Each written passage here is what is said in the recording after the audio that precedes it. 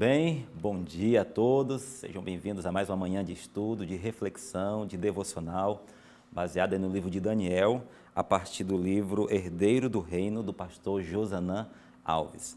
No dia de ontem, nós estudamos com a professora Lia o capítulo 18, onde o título era As Profecias de Deus e o Deus das Profecias.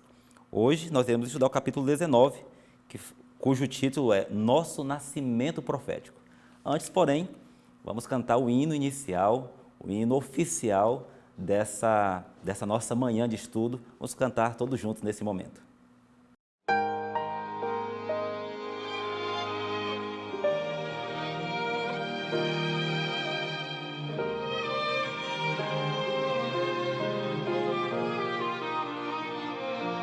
Se minha vida estiver nas mãos do Rei, sei que herdeiro do seu reino eu serei.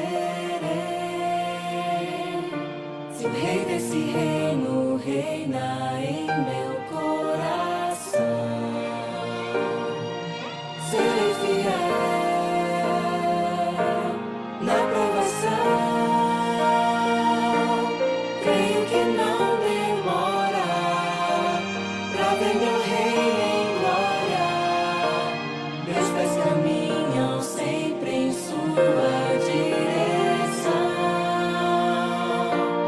Minha fidelidade supera as tempestades.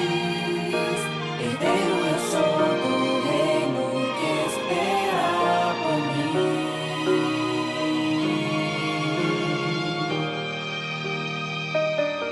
Deus das nações é soberano em meu viver. Tribulações nem mesmo a morte vou temer. Crescendo na graça de quem a própria vida deu. Serei fiel até o fim.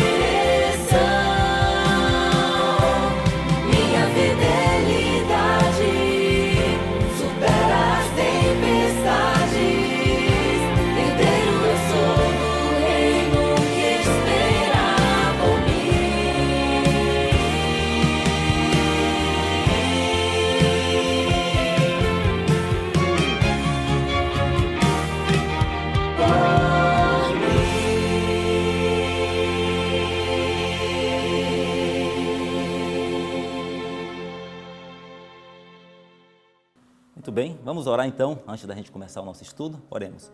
Bondoso Deus e bom Pai, pedimos que o Senhor mais uma vez nos conduza nesse estudo de tal forma que o Senhor possa falar ao nosso coração, possa iluminar a nossa mente, possa inspirar-nos na caminhada cristã. Fica com a gente, em nome de Jesus, amém.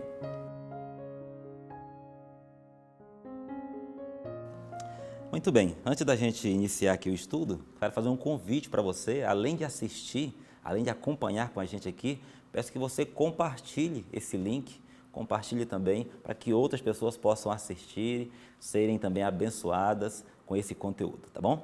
Esse é o convite que a gente faz para você.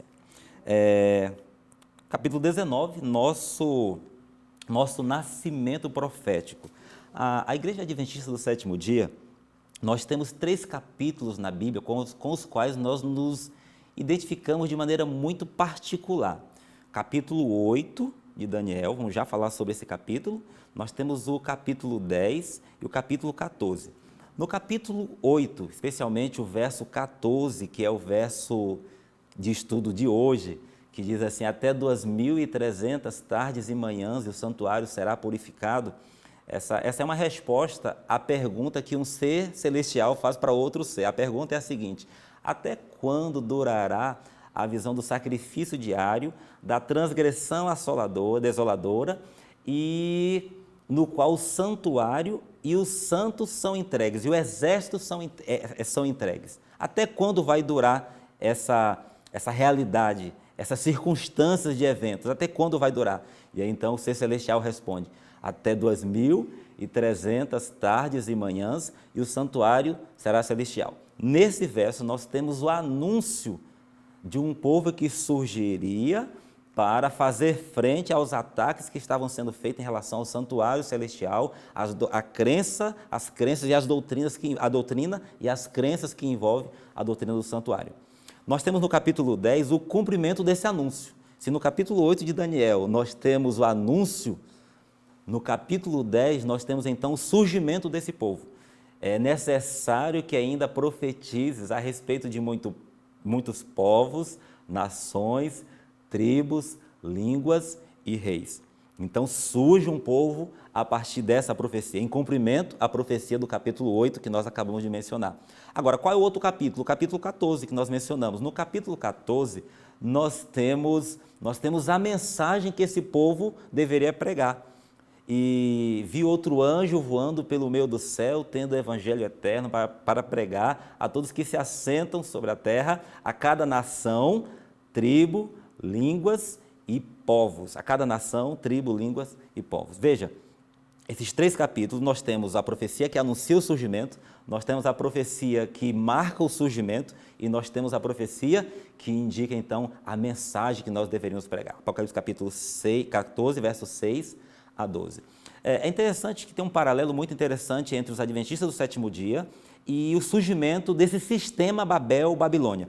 Quando Deus chama, por exemplo, Abraão para pregar, para peregrinar na terra da promessa, onde ele intentava levantar um povo para ser sua igreja, seu povo na terra, no antigo Israel, ele chama Abraão para fazer frente ao sistema de Babel que estava se instituindo, a Torre de Babel, os construtores da Torre de Babel. Então, enquanto eles queriam construir uma torre, uma cidade, para fazer frente ao governo de Deus, então Deus chama um homem e uma mulher, um casal, para fazer frente a esse sistema que veio se chamar Babel, um sistema que se opõe frontalmente ao governo de Deus.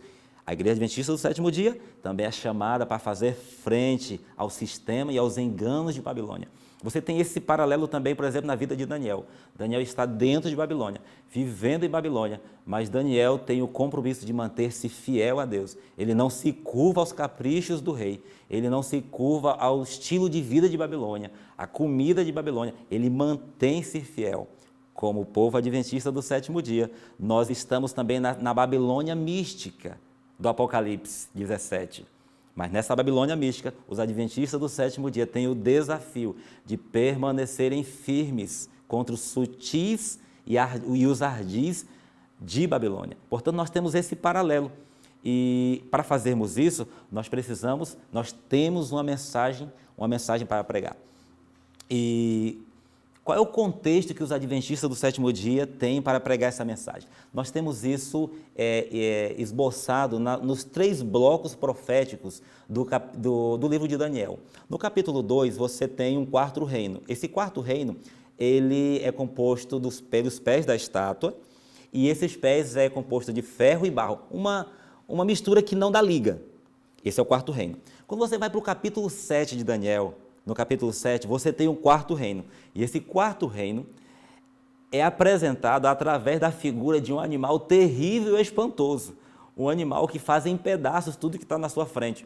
Um animal que esse reino, no capítulo 7, verso 25, é dito que esse reino cuidaria em mudar os tempos e a lei. Portanto, o quarto reino é visto por Daniel como reino que deixa Daniel espantado. Quando você vai para o capítulo 8, esse mesmo quarto reino da estátua, do capítulo 8, que é representado pelo animal terrível e espantoso, esse quarto reino é apresentado agora sobre a figura do chifre pequeno, um chifre pequeno que cresce até atingir o exército do céu, até atingir a terra gloriosa, dando a entender que esse exército sobe nas suas prerrogativas, nas suas crenças, a ponto de tirar as verdades bíblicas. O texto bíblico diz que ele lançou por terra a verdade. E é nesse contexto que os adventistas do sétimo dia surgem para restaurar a verdade bíblica. Agora, qual é o contexto histórico do nosso surgimento? Voltemos à profecia de Daniel 8, verso 14. Até 2.300 tardes e manhãs e o santuário seria purificado. Qual é o ponto? São 2.300 anos, o princípio dia-ano aqui de interpretação profética. Essa profecia veio a se cumprir no ano de 1844. Mas qual é o ponto de partida dessa profecia, para que não fique um vácuo aqui?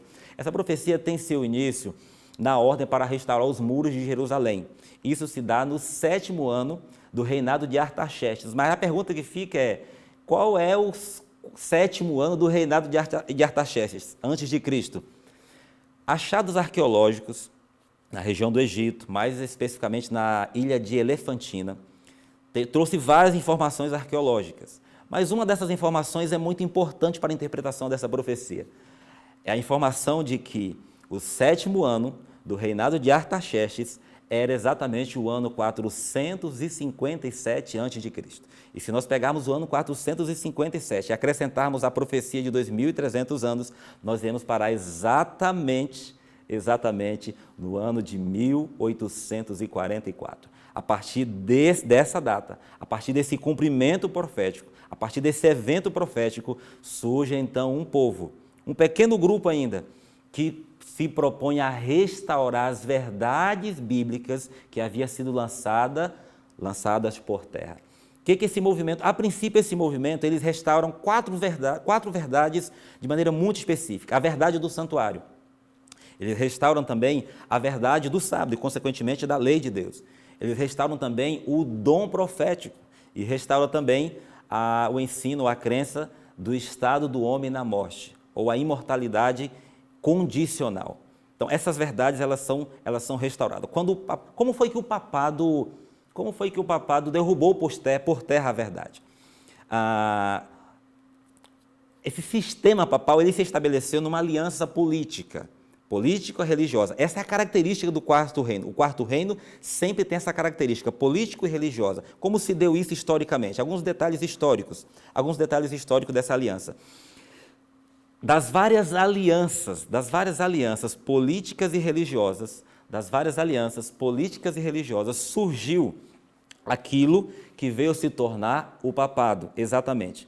A ascendência do bispo de Roma se deu de maneira progressiva, paulatina, até que ficou estabelecido o surgimento do papado. Resultado dessas alianças políticas e religiosas, surge então esse sistema religioso cuja função religiosa destronou algumas verdades bíblicas, ou lançou por terra algumas verdades bíblicas. Por exemplo, no sistema do papado, ele assume o lugar da mediação de Cristo. Quando ele assume o lugar da mediação de Cristo, algumas verdades são lançadas por terra. Por exemplo, a verdade do santuário. A verdade da mediação de Cristo. Não há nenhum mediador entre Deus e os homens, senão Jesus Cristo, homem. Essa verdade é lançada por terra. O livro de Hebreus nos assegura que há um santuário no céu, que há um mediador entre os homens, e esse mediador é Cristo Jesus. O papado, na sua crença religiosa, político-religiosa, lança por terra a verdade do santuário. Mas quando ele lança por terra a verdade do santuário, ele lança por terra várias outras verdades, vários outros ensinos bíblicos que também estão relacionados ao santuário, como, por exemplo, o sábado, a lei de Deus e um tema muito importante, a adoração a Deus, que é uma das ênfases das mensagens angélicas. A adoração a Deus, todas essas verdades são lançadas por terra. A verdade de um santuário, a verdade da lei de Deus, a verdade do juízo, do julgamento, porque a lei de Deus, o padrão de sua justiça e do seu juízo também. Portanto, todas essas verdades são lançadas por terra. E é a partir daí, então, que Deus chama um povo para pregar a cada nação, tribo, língua e povo. Quando esse evento aconteceu em 1844, 2 eventos estariam acontecendo. Um evento seria no céu. Qual é o evento do céu? Purificação do santuário. O segundo evento aconteceria na terra. Qual é o evento que aconteceria na terra? A restauração das verdades que foram lançadas por terra, que nós acabamos de mencionar. E é a partir daí que surge então esse movimento. A Igreja Adventista do Sétimo Dia surge para restaurar essas verdades bíblicas. E você pode perceber que não há parâmetro entre a Igreja Adventista e um outro movimento religioso. Por que o movimento adventista é tão distinto? Por uma única razão. Por causa que nós temos uma identidade profética. Nossa identidade profética provê o fundamento para as nossas crenças. Nenhuma igreja, nenhum movimento religioso tem um corpo de crença como o que nós temos. Por uma razão muito simples, porque nenhum outro movimento tem a sua origem na Bíblia. Porque nenhum outro movimento tem a sua identidade profética. Portanto, como adventista do sétimo dia, nós temos uma identidade profética da qual nós não podemos nos desagarrar. Não podemos desagarrarmos dessa identidade profética. Vou dar 2 exemplos para mostrar para vocês como essa origem profética e essa identidade profética define os rumos da igreja. Nos dias que a igreja estava crescendo, predominava muito o congregacionalismo, ou seja, é um modelo de governo eclesiástico onde se concentra muito na igreja local. A adventista não seguiu esse modelo. Ela seguiu o modelo representativo, ou seja, a igreja local é importante, mas o evangelho tem que ser pregado em todo mundo, porque essa é a premissa dos adventistas do sétimo dia. Um povo para pregar a cada nação, tribo, línguas e povos, e o evangelho para pregar a cada nação, tribo, línguas e povos. Portanto, nós não pensamos apenas na igreja local. Quando nós ofertamos na igreja, nós ofertamos para a manutenção da igreja local, mas nós temos uma missão de pregar o evangelho no mundo inteiro. Isso muda a nossa perspectiva, a nossa maneira de ver a igreja, não apenas como instituição, não apenas como igreja, mas como indivíduo também. Isso é muito importante. Quero concluir essa reflexão nessa manhã contando uma história que aconteceu comigo numa blitz. Normalmente, quando esses órgãos de trânsito param a gente, seja ele federal, estadual ou mesmo municipal, normalmente eles fazem algumas perguntas para a gente. Uma das perguntas é: de onde você vem? De onde você vem? Como igreja adventista, nós precisamos saber, como membro da igreja, nós precisamos saber de onde nós viemos, qual é a nossa origem. Isso tem que ver com identidade. Uma segunda pergunta que eles fazem normalmente é: para onde você está indo? E então, quando eles me pararam, eu disse: eu estou indo para tal lugar. Como igreja adventista do sétimo dia, nós precisamos saber de onde nós viemos, mas para onde nós estamos indo. E nós carregamos no nome uma das nossas características distintivas, o povo do advento, igreja adventista, uma alusão ao segundo advento de Cristo. Não podemos perder de vista que o nosso objetivo, tudo que nós fazemos, deve ser para que possamos encontrar Jesus nas nuvens do céu. Ele virá nas nuvens do céu com poder e grande glória. Por fim, normalmente, depois dele perguntar de onde, depois da autoridade perguntar de onde você vem, para onde você vai, ele normalmente fala assim: me dê os seus documentos aí. Se você disse de onde você vem, se você disse para onde você vai, mas você está com o documento atrasado, documento do carro atrasado, ou você não está com seus documentos, não importa de onde você veio, não importa para onde você está pretendendo ir, se você não estiver com seus documentos em dias, a gente não consegue chegar, você vai ser multado, você será parado, você não vai poder continuar a viagem. Nós já sabemos o nosso surgimento, nós também já sabemos para onde queremos ir. A pergunta é se estamos em dias com as nossas crenças, com as nossas convicções, com as crenças bíblicas. Isso é muito importante. Que Deus ajude a mim e a você a apenas não termos uma convicção intelectual dessa verdade, mas termos essa verdade pregada, vivida em nossa vida dia a dia. Uma verdade que transforma. Que Deus nos abençoe. Vamos orar? Maravilhoso Deus e bom Pai, obrigado, Senhor, por esse conhecimento que temos. Obrigado por sabermos a nossa origem profética, a nossa identidade nossa identidade bíblica. Obrigado porque temos uma convicção muito cristalina acerca da verdade que temos que pregar. Mas, Senhor, nos ajude por Tua graça a vivermos à altura dessa verdade, para que possamos chegar onde pretendemos chegar, que é finalmente encontrar o nosso Senhor Jesus nas nuvens do céu. Por favor, fica com a gente, nos abençoe nesse dia, nas atividades desse dia, em nome de Jesus. Amém.